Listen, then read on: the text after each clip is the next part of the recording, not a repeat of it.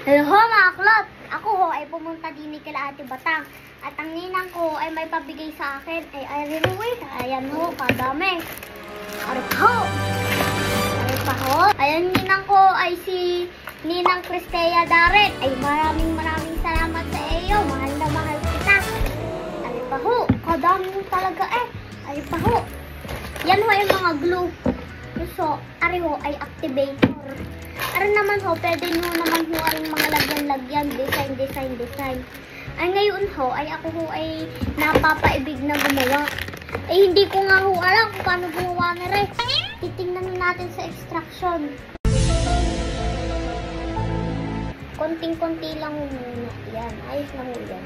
Sabi ho nila, konting activator lang daw ho, para daw hindi tumigas yung slime mo. Siguro ho, aalisin ko na lang ho arin ng konti. Para ho, ayun na lang ho. Oh my God. Oh my God. Ayan na ho. Wait lang, konti lang. Ayan na, nagiging slime na agad. Hooray! Ang bilis ho, magiging slime na agad. Slime na agad! Ang bilis niya mabuo. Bravo! Ano siya? Medyo sticky.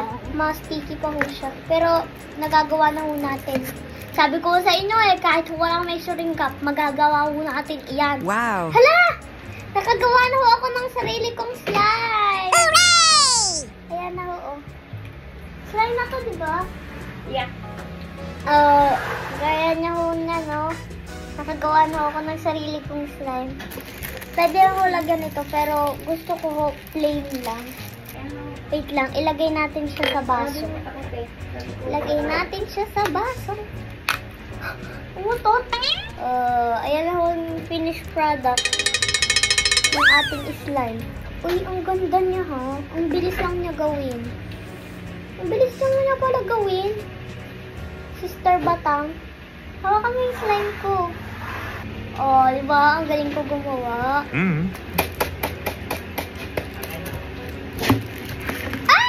Kala ko may laman.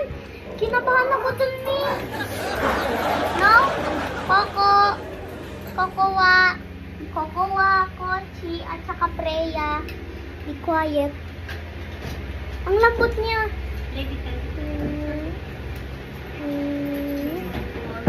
Ginawa, babay na mga kalot.